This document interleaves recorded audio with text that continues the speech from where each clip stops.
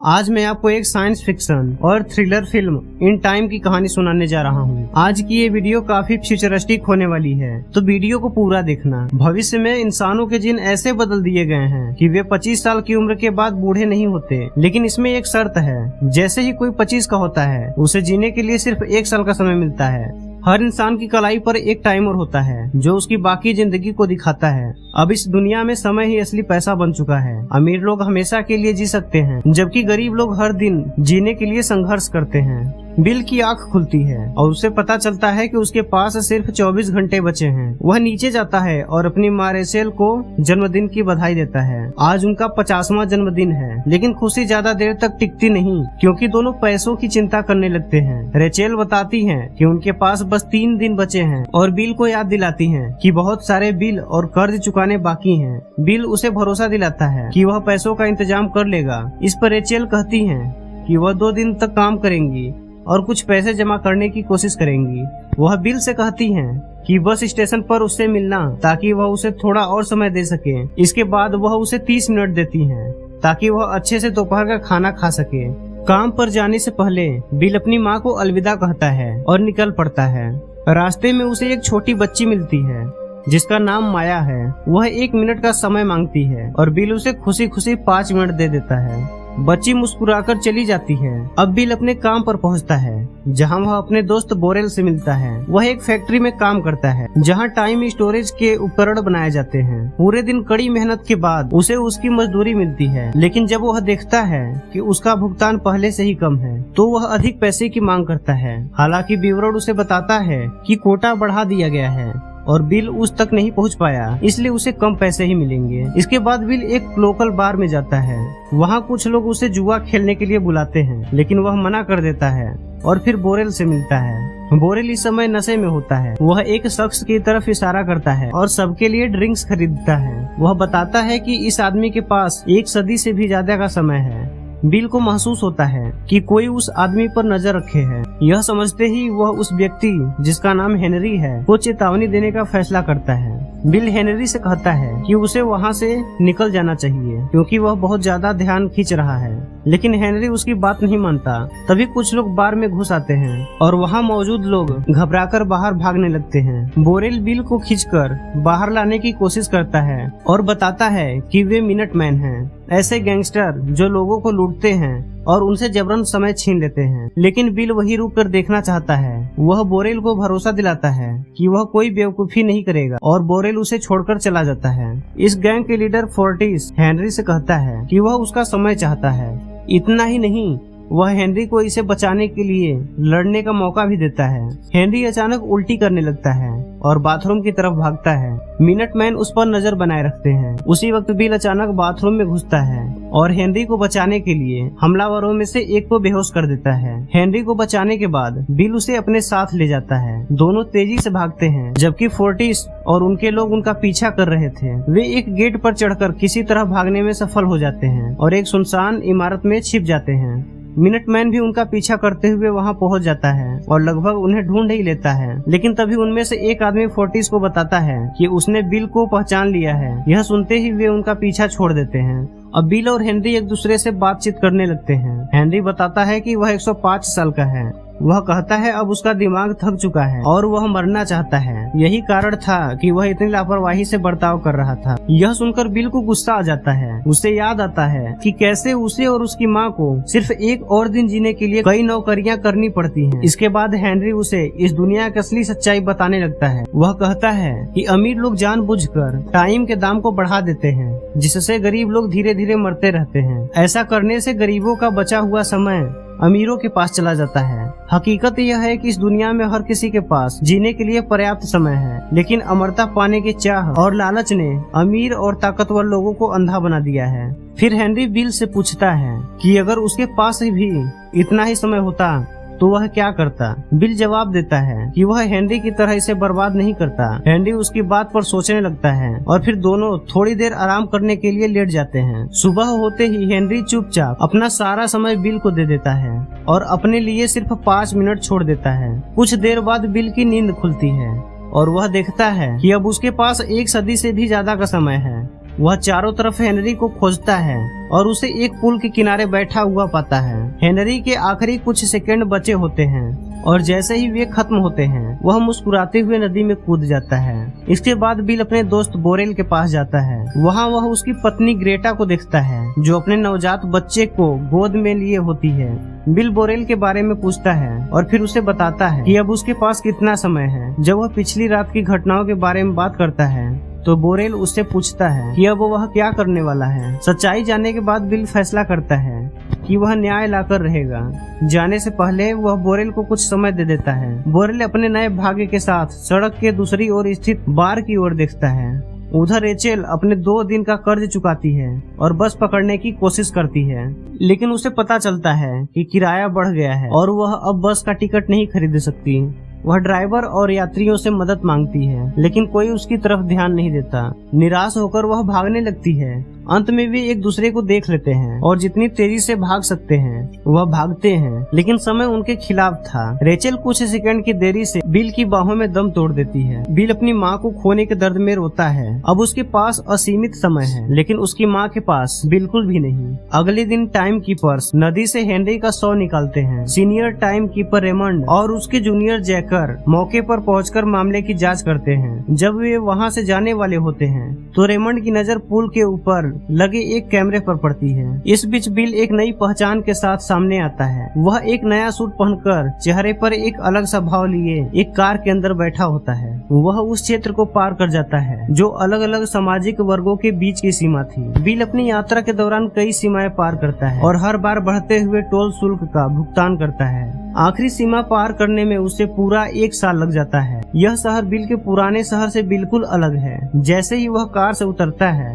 उसकी आदत के मुताबिक वह दौड़ने लगता है, लेकिन तुरंत ही खुद को रोक लेता है। लेकिन इसी बीच एक लड़की सिल्विया उसे देख लेती है। विल एक होटल में जाता है और एक शानदार स्वीट बुक करता है। पहली बार वह 105 साल की उम्र में उठता है, सबसे आरामदायक बिस्तर पर, सबसे खूबसूरत नजारों के साथ। लेकिन उसकी माँ की मौत उसे अब भी परेशान करती है। वह पहली बार इतनी महंगी और लाजवाब खाने पीने की चीज देखता है और उसे चखता है। खाना खत्म करने के बाद वह वेट्रेस को हफ्ते भर की सैलरी जितना टिप दे देता है। वेट्रेस को अजीब लगता है। बिल की अगली मंजिल एक बड़ा कसिनो है, लेकिन वहाँ जाने से पहले वह अपने कपड़े को बदलता है ताकि अमीर लोगों जैसा दिख सके। इस बीच बिल एक बड़े कसिनो में एंटर होता है और पोकर टेबल पर बैठ जाता है। डीलर गेम शुरू करता है और तभी एक अरबपति फिलिप उसे नोटिस करता है। पोकर के कुछ राउंड के बाद बिल 200 साल का समय जीत चुका था। फिलिप दाव बढ़ाकर 50 साल कर देता है। बिल पूरे कॉन्फिडेंस के साथ फिलिप के बढ़ाए हुए दाव को कॉल करता है। डीलर आखिरी कार्ड पलटता है, हीरे का 6। बिल जीत जाता है, लेकिन इस दौरान उसका ध्यान खेल से हटकर फिलिप के पास बैठी खूबसूरत लड़की सिल्विया पर चला जाता है। फिलिप अपनी बाजू ऊपर चढ़ाता है, जिससे उसके पास हजारों सालों का समय दिखने लगता है। दोनों के बीच अमीरों और गरीबों की जिंदगी को लेकर चर्चा होती है। फिलिप इसे नेचुरल सिलेक्शन का हिस्सा बताता है। थोड़ी देर बाद एक और बड़े दाव के दौरान बिल का पूरा दाव लग जाता है और उसके हाथ में बस 30 सेकंड का समय बचता है, लेकिन किस्मत उसके साथ थी। वह यह राउंड भी जीत जाता है और 1000 साल का समय कमा लेता है। फिलिप को इस खेल में मजा आने लगा था। वह देखता है कि बिल बार बार सिल्विया की ओर देख रहा है। वह मुस्कुराकर पूछता है, क्या तुम सोच रहे हो कि यह मेरी माँ है, मेरी पत्नी या मेरी बेटी? बिल हल्की मुस्कान के साथ जवाब देता है, बस इतना कह सकता हूँ कि वह बहुत सुंदर है। फिलिप हंसते हुए बताता है कि यह उसकी बेटी सिल्विया है और वह बिल को अपने घर पर होने वाली पार्टी में आने का न्योता देती है। अगले दिन बिल अपनी जीती हुई रकम से एक शानदार कार खरीदता है और उसे चलाते हुए फिलिप के विशाल महल तक पहुंचता है। वहां उसका परिचय 3 पीढ़ियों की महिलाओं से होता है जो देखने में ऐसी लगती हैं जैसे वे बहनें हों। भीड़ में बिल अलग सा महसूस करता है, लेकिन सिल्विया उसे अकेला नहीं छोड़ती। वह उसके पास आती है और दोनों धीरे धीरे बातें करने लगते हैं। सिल्विया बिल से पूछती है, क्या तुम यहूदी बस्ती से आए हो? बिल ना हाँ कहता है और न ही ना। सिल्विया उसे बताती है कि कैसे अमीरी के बावजूद वह खुद को कैद महसूस करती है। उसके पास अनगिनत समय है, लेकिन कोई असली आजादी नहीं। फिलिप और उसकी पत्नी दूर से दोनों पर नजर रख रहे थे। यह देखकर बिल सिल्विया को वहां से ले जाता है और वे समुद्र के किनारे पर पहुंचते हैं। वहां वे अपने कपड़े उतारकर पानी में कूद जाते हैं। चांद की रोशनी में उनकी बॉडी चमक रही होती है। वे पानी में तैरते हैं। वह एक दूसरे के पास आते हैं और फिर दूर चले जाते हैं। लहरें उन्हें फिर से करीब खींच लाती हैं। तभी अचानक किनारे से किसी की आवाज आती है, जिससे उनका रोमांटिक पल टूट जाता है। बिल और सिल्विया चौंक कर पीछे देखते हैं। वे जल्दी से पानी से बाहर निकलते हैं और अपने कपड़े पहनते हैं। फिलिप वहाँ खड़ा मुस्कुरा रहा होता है। वह बिल को दोबारा पोकर खेलने के लिए आमंत्रित करता है, लेकिन इसके पहले कि बिल कुछ कह पाता,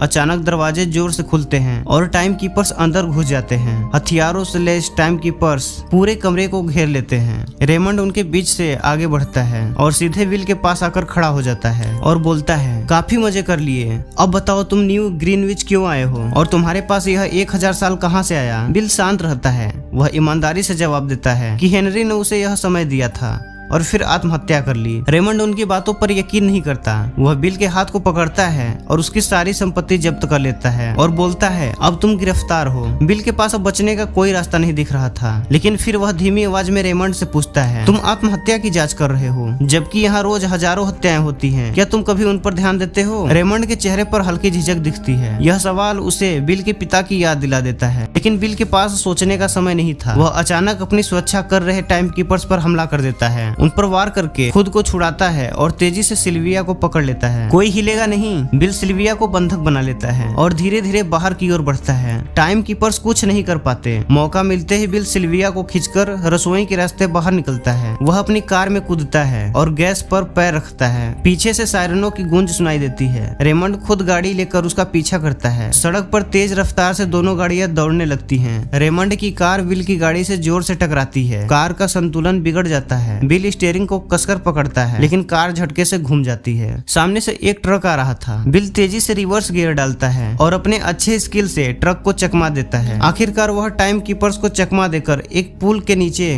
कार छिपाने में कामयाब हो जाता है। अंधेरे में छिपे हुए बिल हाफते हुए सिल्विया की ओर देखता है। मुझे कुछ समय दो। सिल्विया हिचकिचाती है। अगर मैं दे दूं तो क्या तुम मुझे छोड़ दोगे? बिल चुप रहता है। सिल्विया उसकी आंखों में देखती है और सिर हिला देती है। फिर मैं तुम्हें 1 सेकंड भी नहीं दूं। सुबह होते ही वे सब सड़क पर निकलते हैं। वे तेजी से गाड़ी चला रहे थे, लेकिन तभी एक प्रॉब्लम आ जाती है। सड़क पर बहुत बड़ी ट्रैफिक लग जाती है। बिल कार निकालने की कोशिश करता है, लेकिन तभी टायर पंचर हो जाता है। कार का संतुलन खो जाता है और सड़क किनारे जाकर क्रैश हो जाता है। दोनों बेहोश हो जाते हैं। थोड़ी देर बाद किसी के कदमों की आहट सुनाई देती है। फोर्टिस और उनके आदमी आ चुके हैं। वह मुस्कुराते हुए आगे बढ़ता है और सिल्विया का हाथ पकड़ लेता है। चलो देखते हैं तुम्हारे पास कितना समय बचा है। फोर्टिस उसकी बाहों को घुमाकर उसका समय खींचने लगता है, जिससे सिल्विया दर्द से तड़प उठती है, लेकिन फिर अचानक वह उसे छोड़ देता है। अब सिल्विया के पास बस 30 मिनट बचे होते हैं। फोर्टिस हंसता हुआ अपने साथियों को इशारा करता है और वे वहां से चले जाते हैं। सिल्विया को बचाने के लिए बिल उसे कुछ समय देता है और वे ज्यादा समय लेने के लिए वहां से तेजी से भागते हैं। अब उनके पास केवल 3 मिनट बचे हैं। बिल बोरेल के घर के दरवाजे पर दस्तक देता है। ग्रेटा दरवाजा खुलती है और बताती है कि बोरेल की मृत्यु शराब में जहर मिलने के कारण हो गई है। बिल बताता है सिल्विया की हालत गंभीर है क्योंकि उसके पास अब कुछ ही मिनट बाकी हैं। इस बीच बिल की नजर उसकी कान की बाली पर जाती है और वे सीधे आभूषण की दुकान पर जाते हैं। हालात की गंभीरता को देखते हुए जौहरी उन्हें कम कीमत पर खरीदता है और बदले में केवल 2 दिन का समय देता है। बिल यह शर्त मान लेता है, लेकिन तभी टाइम कीपर्स का सायरन सुनाई देता है, जिससे वे तुरंत छिपने के लिए मजबूर हो जाते हैं। शहर में घूमते हुए वे सिल्विया के पारिवारिक व्यवसाय के बारे में बातचीत करते हैं। बिल उससे उसकी कुल संपत्ति के बारे में पूछता है, जिस पर सिल्विया जवाब देती है, यह इतनी ज्यादा है कि जानने का कोई फायदा नहीं। इसके बाद बिल रेमंड को कॉल करता है और फिलिप में सिल्विया के बदले में यहूदी बस्ती में 1000 साल देने की बात करता है। रेमंड उसे आगाह करता है कि अगर उसने ऐसा जारी रखा तो उसका हश्र भी उसके पिता जैसा ही होगा। इस पर बिल जवाब देता है कि उसके पिता संघर्ष में मारे गए थे, लेकिन रेमंड बताता है कि वे इससे भी ज्यादा खतरनाक चीजों में शामिल थे। रात होते ही सिल्विया बिल के अपार्टमेंट में सहज महसूस करती है। वह उसके परिवार के बारे में पूछती है, जिस पर बिल अपने माँ के मौत की बात बताता है।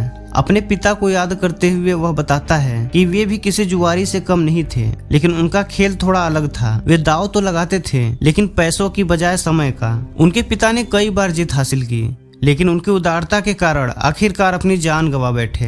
बातचीत के दौरान उन्हें एहसास होता है कि वे लगभग एक ही उम्र के हैं। जैसे जैसे वे एक दूसरे के अतीत को लेकर और खुलते हैं, उनके बीच का रिश्ता और भी गहरा हो जाता है। सुबह की रोशनी फैलती है और बिल देखता है कि क्या फिलिप अपना सौदा पूरा करेगा या नहीं, लेकिन उन्हें कोई समय नहीं मिलता।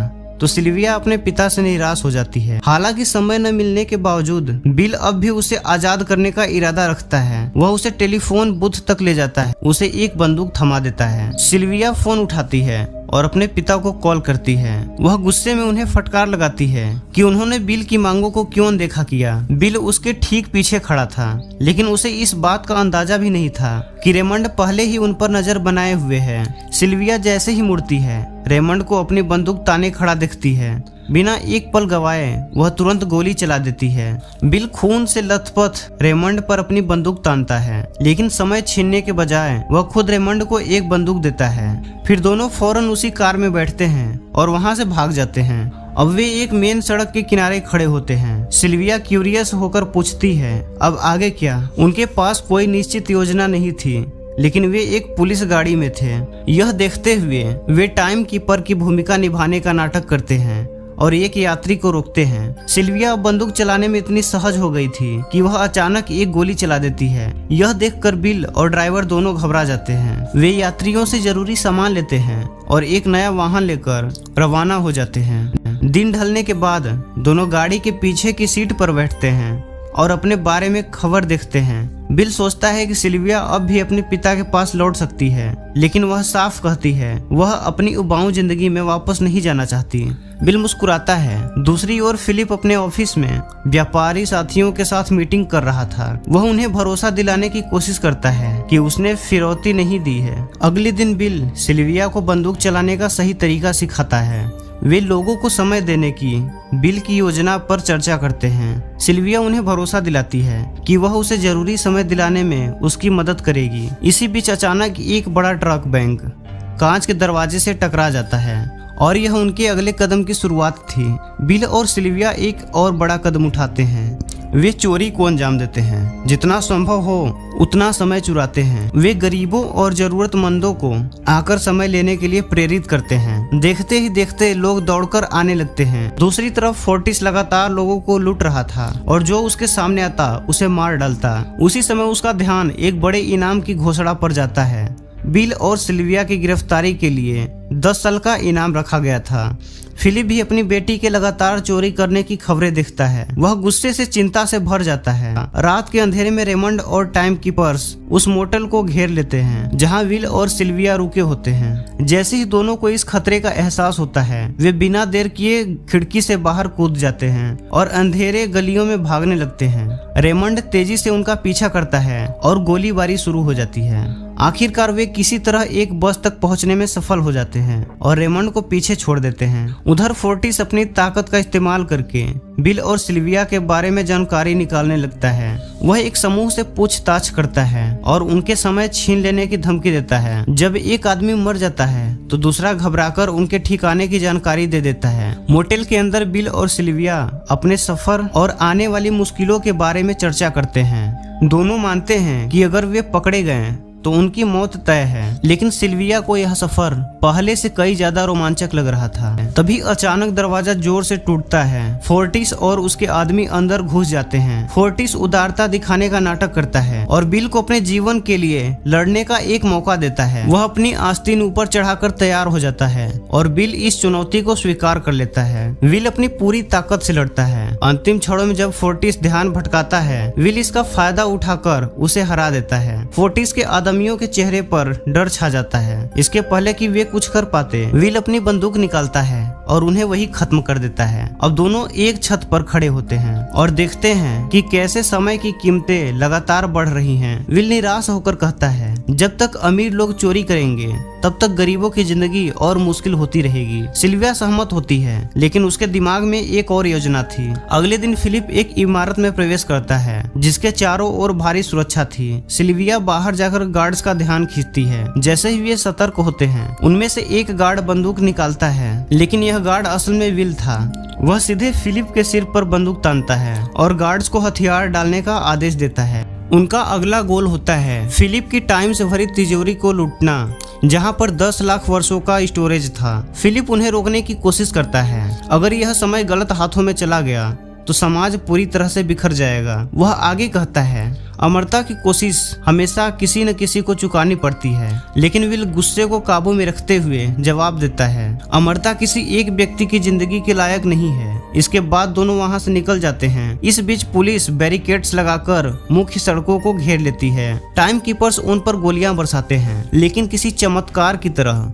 वे टोल बूथ से टकराते हुए किसी तरह सीमा पार कर जाते हैं। लेकिन रेमंड अभी भी हार मानने के लिए तैयार नहीं था। वह पीछा करता हुआ उन्हें यहूदी बस्ती तक ले जाता है। रेमंड उन दोनों पर बंदूक तानता है, लेकिन तभी भीड़ इतनी ज्यादा हो जाती है कि वह अपनी पकड़ खो देता है और वे भाग निकलते हैं। रेमंड एक कार का अपहरण करता है और फिर से उनका पीछा करता है। आखिरकार दोनों और रेमंड बीच सड़क पर आमने सामने आ जाते हैं। रेमंड मान लेता है कि वह भी एक गरीब यहूदी बस्ती से आया था, पर जब वह यह सब कह रहा था तभी उसे एहसास होता है उसका समय खत्म हो चुका था। वह वही खड़ा खड़ा दम तोड़ देता है। अब बिल और सिल्विया के पास केवल कुछ सेकंड का समय बचा था। दोनों दौड़ते हैं। दूर खड़ी रेमंड की कार में समय बचा था। बिल पहले पहुंचकर खुद को समय देता है और फिर सिल्विया को बचाने के लिए उसकी ओर भागता है और फिर से एक दिन जीने का मौका पा लेते हैं। अब लोग धीरे धीरे सीमाओं को पार करके अमीर इलाकों में प्रवेश कर रहे थे। मिनटमैन देख रहे थे कि उनका पूरा सामाजिक ढांचा ढहता जा रहा था, लेकिन बिल और सिल्विया वही नहीं रुके। इस बार वे बड़े लक्ष्य की ओर बढ़े। उन्होंने टाइम बैंक की ओर कदम बढ़ाया, जहां दुनिया का सबसे बड़ा समय भंडार था।